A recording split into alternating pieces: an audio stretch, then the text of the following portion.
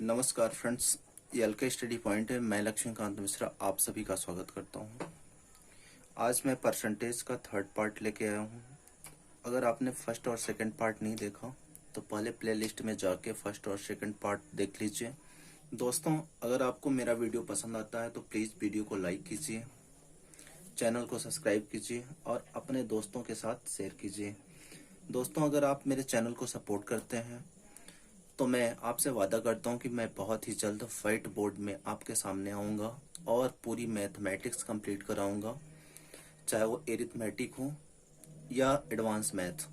साथ ही साथ मैं रीजनिंग और इंग्लिश दोनों सब्जेक्ट साथ में लाऊंगा। तो चलिए सीधे हम सवाल की ओर चलते हैं, देखते हैं सवाल क्या बोल रहा है। ए district has 64,000 inhabitants. If the population increases at the rate of 2.5% per annum, then the number of inhabitants at the end of 3 years will be।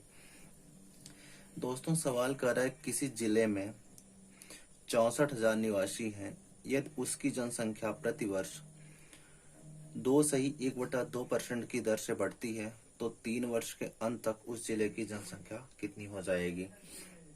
Friends, वैसे तो इस सवाल को फार्मूले से किया जा सकता है, लेकिन हम पूरे परसेंटेज में किसी भी फार्मूले का यूज नहीं करेंगे। पहले हम इस सवाल को फ्रैक्शन मेथड से करके बाद में फार्मूले से भी समझ लेंगे। तो चलिए हम सबसे पहले स्टार्ट करते हैं। फ्रेंड्स देखिए, चूंकि उस जिले की जनसंख्या 2.5%, 2.1/2% की दर से बढ़ती है, तो 2.1/2% को हम फ्रैक्शन में कन्वर्ट कर लेंगे।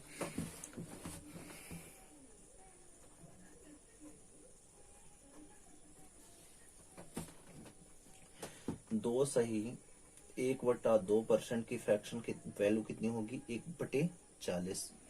2×2 = 4, 5, 5/2 इंटू 1/100, तो कितनी हो जाएगी फ्रैक्शन वैल्यू? 1/40।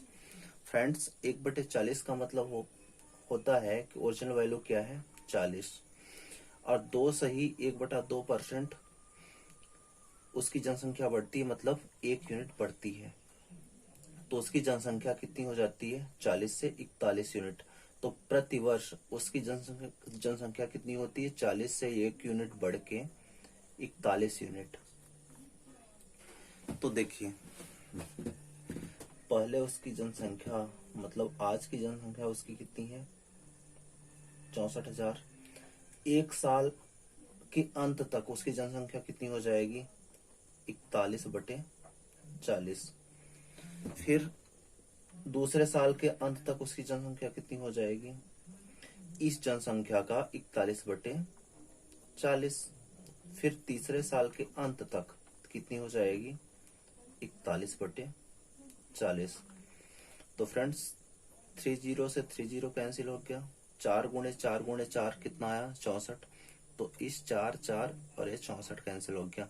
41×41×41, इसकी वैल्यू कितनी आ गई? 68,921। फ्रेंड्स, ये हमारा आंसर आ गया। फ्रेंड्स, मैं थोड़ा और एक्सप्लेन करना चाहता हूँ। देखिए, मैंने 64,000 में 41/40 का गुणा क्यों किया? देखिए, इसका मतलब ये हुआ कि 64,000 40 यूनिट है, और जब 2.1/2% बढ़ती है, मतलब 1 यूनिट जनसंख्या बढ़ती है, तो हमें 41 यूनिट चाहिए एक साल के अंत तक। तो 41 यूनिट कितना हुआ? जब हम 64,000 में 40 से डिवाइड करेंगे, तो 64,000 को 40 से डिवाइड करेंगे तो 1 यूनिट मिलेगी, और फिर 41 से मल्टीप्लाई कर देंगे तो एक साल के अंत तक कितनी जनसंख्या होगी वो हमें मिल जाएगी। ऐसे ही तीनों साल की जनसंख्या निकल आएगी। अब देखिए, अगर इसी को फार्मूले मेथड से करेंगे तो भी ऐसे ही होगा। देखिए फ्रेंड्स, फार्मूला क्या होता है? अगर मान लीजिए टोटल पॉपुलेशन कितनी है? पी मान लिया, और n साल बाद, n ईयर बाद जनसंख्या कितनी हो जाती है? 1+, और r% की दर से बढ़ती है, r/100 की पावर n।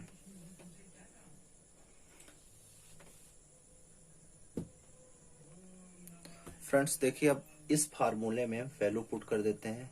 पी कितना है? 64,000। 1 प्लस आर कितना है? 5/2। आर कितना है? 5/2/100 की पावर ईयर, 3 ईयर्स के बाद पूछ रहा है। तो फ्रेंड्स देखिए, 5/2, अब 5 से 100 को डिवाइड करेंगे तो कितना आ जाएगा? 20। और तो नीचे आ जाएगा तो कितना हो जाएगा? 1/40। 64,000 और ये कितना हो जाएगा? 1/40 पावर 3। तो फ्रेंड्स अब देखिए, 40 से कम 40 प्लस 1 41/40 और उसकी पावर 3 है। तो कुल मिला के सेम यही हो गया, 64,000 गुणे 41/40 गुणे 41/40 गुणे 41/40। तो इसीलिए हम फार्मूले पे ध्यान नहीं देंगे, हम बेसिक कॉन्सेप्ट समझेंगे और कॉन्सेप्ट से सवाल को सॉल्व करेंगे। क्योंकि इतने सारे फार्मूले हैं मैथमेटिक्स में, परसेंटेज में, जिससे हमें कॉन्सेप्ट क्लियर नहीं हो पाएगा अगर फार्मूले से सवाल करेंगे तो। फ्रेंड्स आइए उसी प्रकार की एक और सवाल देखते हैं। फर्क सिर्फ इतना है कि उसमें जनसंख्या बढ़ रही थी और इसमें जनसंख्या घट रही है। तो चलिए सीधे सवाल की ओर चलते हैं।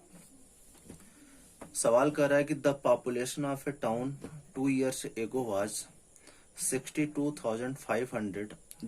Due to migration to big cities, it decreases every year at the rate of 4%. The present population is.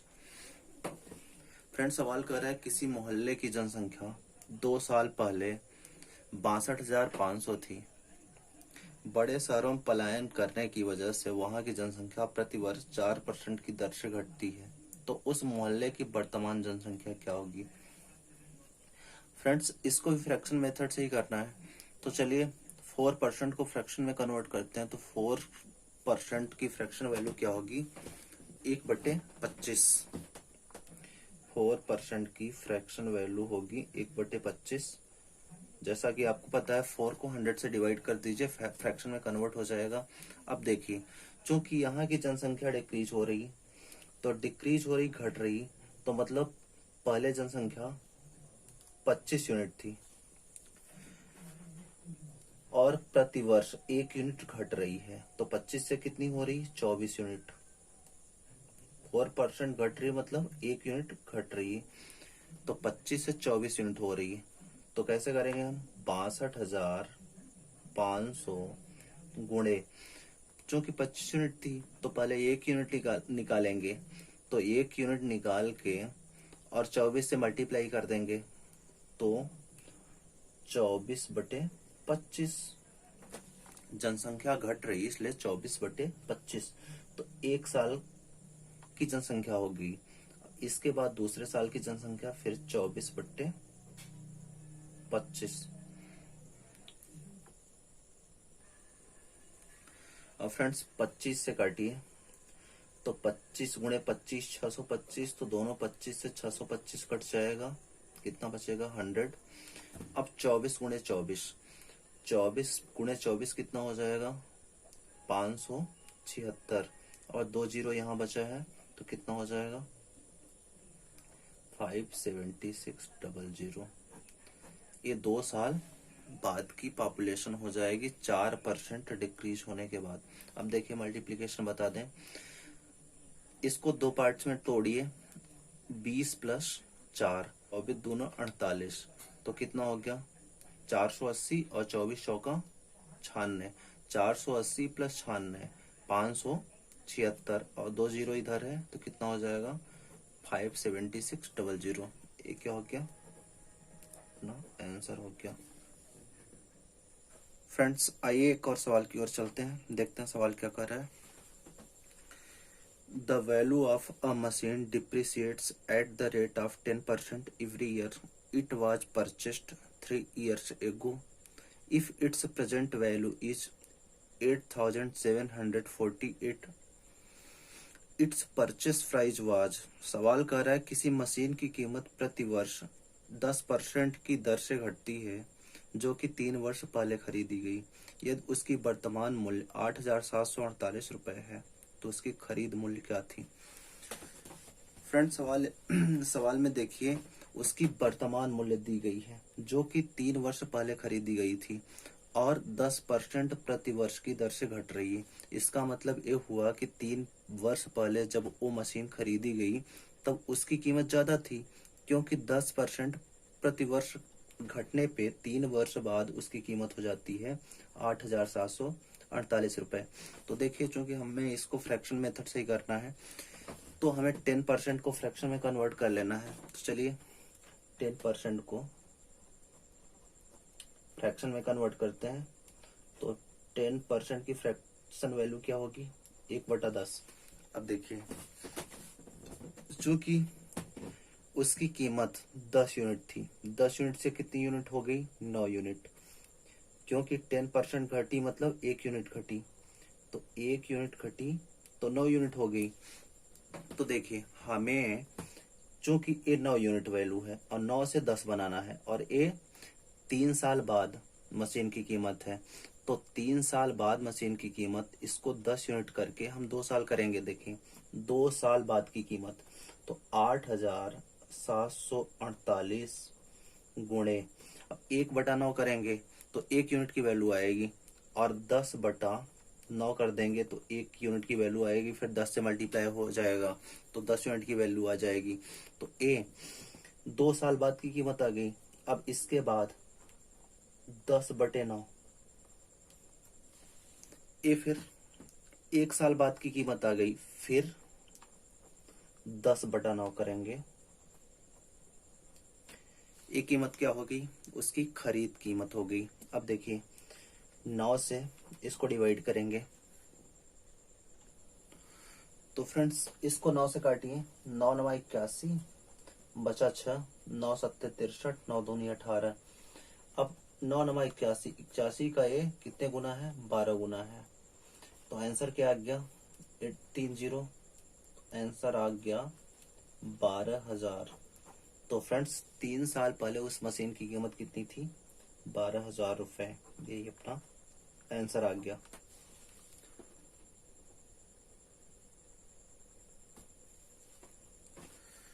Friends आइए एक और सवाल की ओर चलते हैं, देखते हैं सवाल क्या बोल रहा। सवाल कर रहा है कि 2 numbers are less than a third number by 30% and 37% respectively, how much percent is the second number less than the first. Friend सवाल कर रहा है कि दो संख्याएं किसी तीसरी संख्या से क्रमशः 30% एवं 37% कम है, तो दूसरी संख्या पहली संख्या से कितने परसेंट कम होगी। फ्रेंड्स देखिए, आंसर किसमें पूछ रहा है, कंपैरेटिव वैल्यू में। कंपैरेटिव वैल्यू क्योंकि कितने परसेंट कम होगी। तो देखिए, अगर हम तीसरी संख्या को 100 मान लें, मान लीजिए ये तीसरी संख्या, ये दूसरी संख्या, ये पहली संख्या। तीसरी संख्या को अगर हम 100 मान लें, तो चूंकि पहली संख्या कितने परसेंट कम है, 30% कम है, तो 100 से 30% कम क्या होगा, 70। और दूसरी संख्या, तीसरी संख्या कितने परसेंट कम है, 37। तो 37 कितना हो जाएगा, दूसरी संख्या कितनी हो जाएगी, 37% कम है तो 63। अब देखिए सवाल में पूछ रहा है कि तो दूसरी संख्या पहली संख्या से कितने प्रतिशत कम है। तो सबसे पहले हम देखेंगे कि दूसरी संख्या पहली संख्या से कितना कम है, 7 कम है। अब सवाल में पूछ रहा है कि दूसरी संख्या पहली संख्या से कितना प्रतिशत कम है, तो 7 70 का कितना परसेंट है, यही तो निकालना है। तो बेस वैल्यू क्या हो जाएगी, 70। क्योंकि परसेंट में पूछ रहा है तो 100 से मल्टीप्लाई कर देंगे, तो 7 7 कैंसिल, 0 से 0 कैंसिल, तो कितना आ जाएगा, परसेंट का साइन लगाइए, 10% कम है। तो यही अपना आंसर हो गया।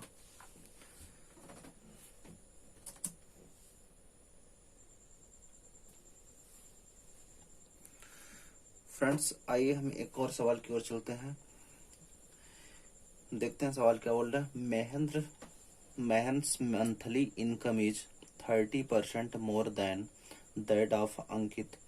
अंकित monthly income is 20% less than that of दीपक।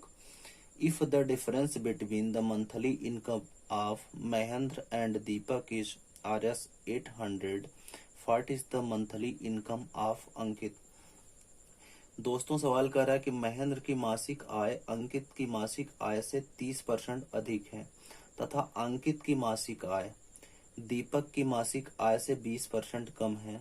यदि महेंद्र और दीपक की मासिक आय में 800 रुपए का अंतर है तो अंकित की मासिक आय क्या होगी।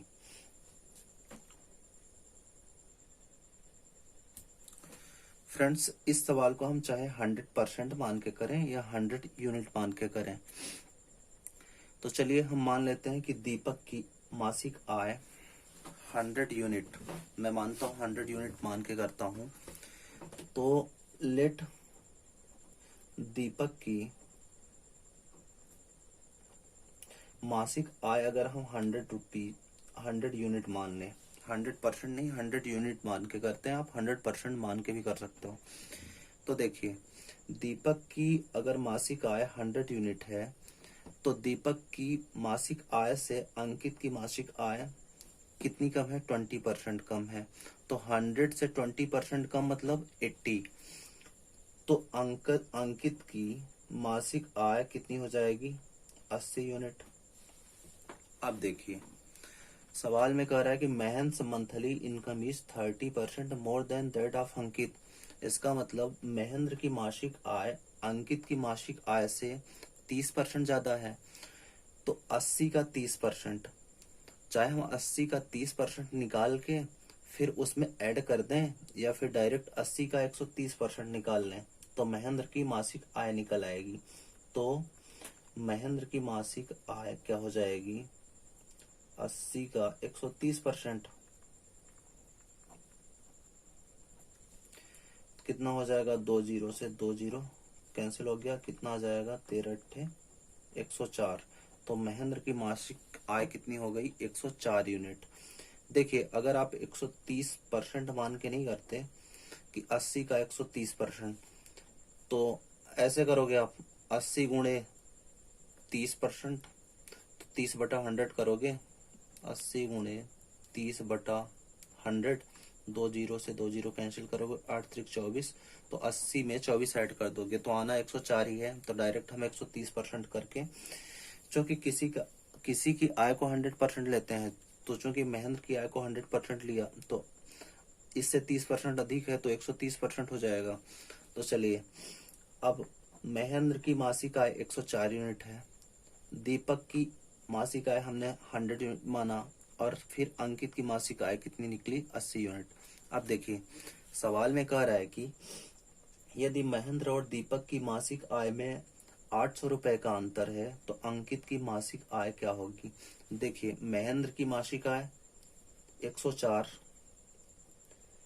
और दीपक की मासिक आय 100 यूनिट, दोनों में कितने का डिफरेंस है, 800 रुपए का अंतर है। तो कितने यूनिट का अंतर आ रहा है दोनों की मासिक आय में, 4 यूनिट का। तो 4 यूनिट कितना है, 800 रुपए। अगर 4 यूनिट 800 रुपए है तो पूछ क्या रहा है, तो अंकित की मासिक आय क्या होगी। तो हमें पता है कि अंकित की मासिक आय कितनी यूनिट है, 80 यूनिट। तो जब 4 यूनिट की वैल्यू हमें पता है 800 रुपए, तो 1 यूनिट की वैल्यू क्या हो जाएगी, 200 रुपए। तो 1 यूनिट की वैल्यू 200 रुपए हो जाएगी।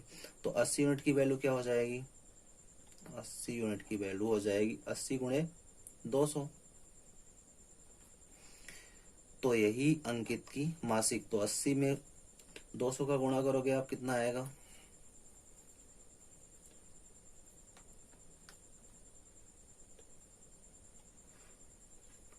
16,000। आंसर क्या आ गया, 16,000। तो अंकित की मासिक आय कितनी हो गई, अंकित की मंथली इनकम कितनी हो गई, 16,000 रुपए।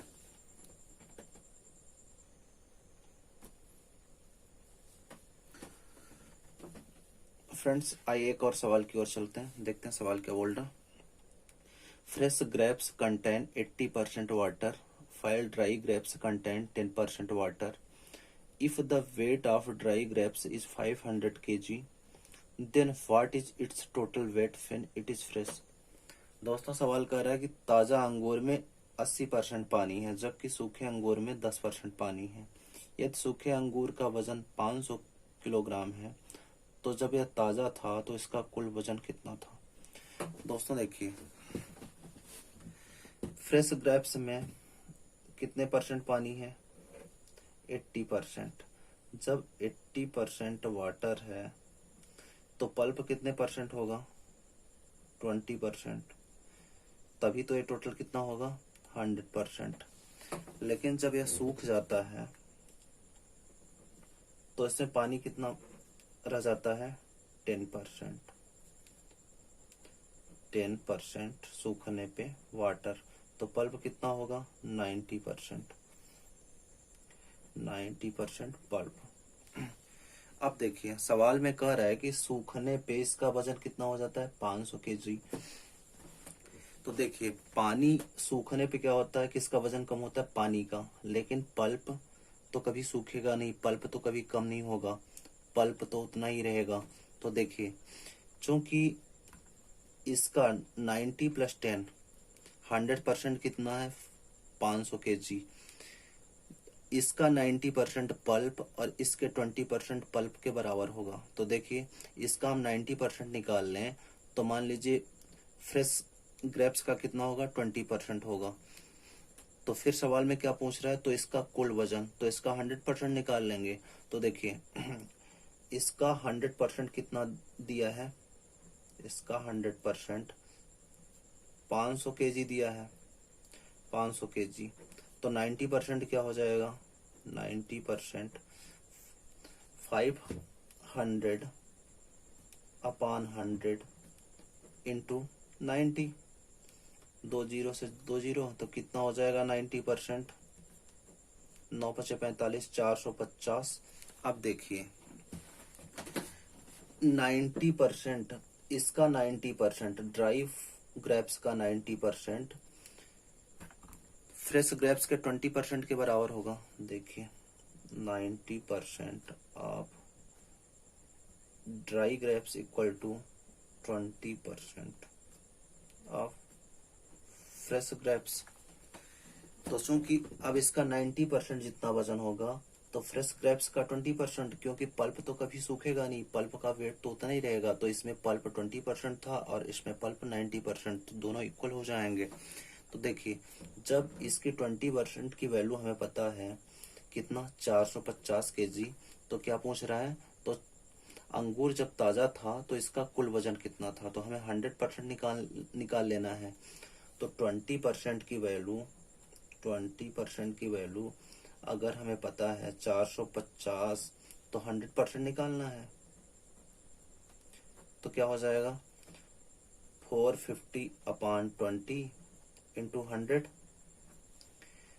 तो देखिए, 20 पंजे 100, 4 पंचे 20, एक कितना हो जाएगा, 2250 केजी, 2250 केजी।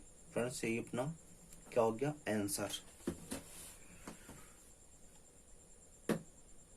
फ्रेंड्स, आइए एक और सवाल देखते हैं।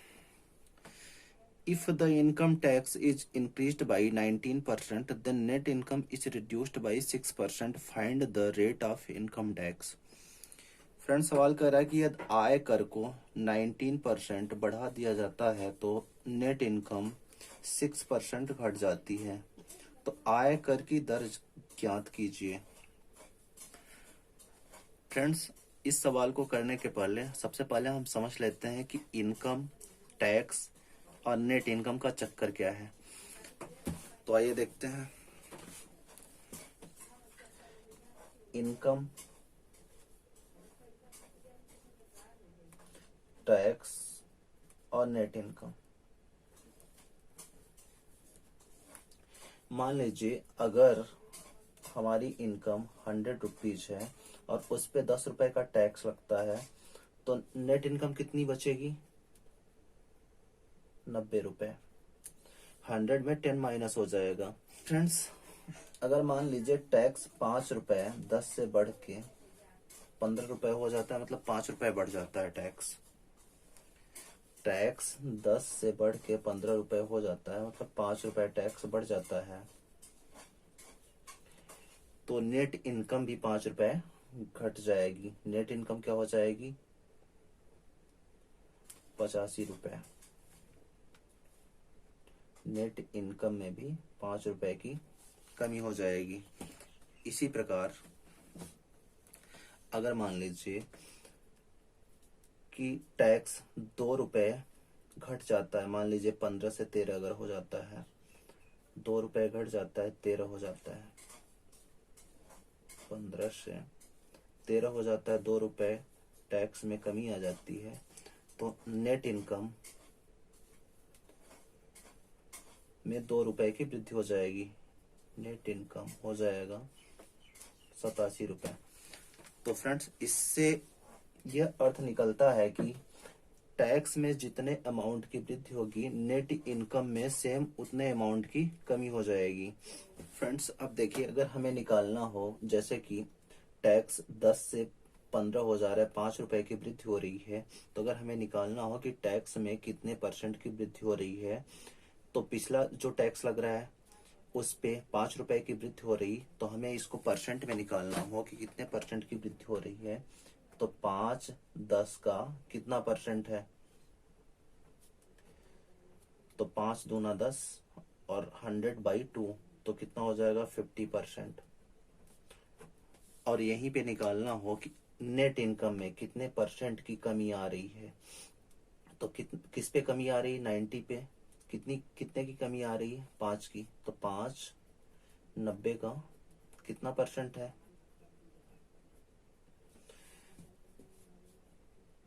10 से 10 कैंसिल हुआ, 50/9।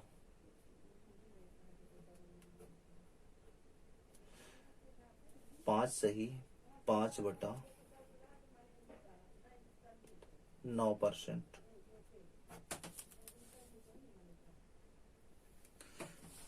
अब देखिए फ्रेंड्स, इससे यह क्लियर होता है कि दोनों का अमाउंट तो सेम रहेगा, लेकिन परसेंट अलग अलग रहेगा।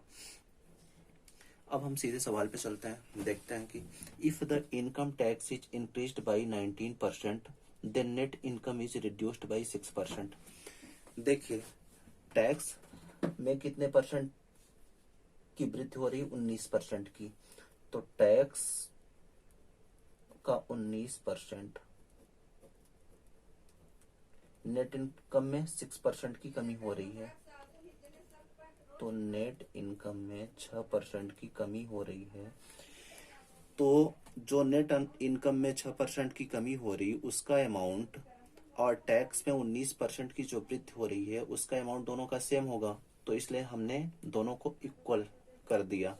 अब देखिए, 100 से 100 कैंसिल हो गया, tax upon net income equal to 6/19, 6/19। तो फ्रेंड्स, अब देखिए सवाल में क्या पूछ रहा है? आय कर की दर।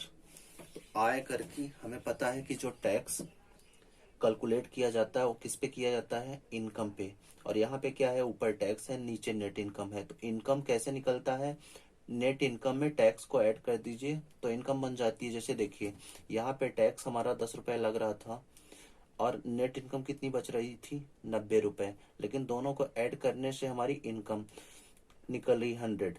तो देखिए, जो अपना टैक्स कैलकुलेट किया जाता है वो इनकम पे किया जाता है। तो जब टैक्स और नेट इनकम को ऐड कर देंगे तो क्या मिलेगा हमें? इनकम।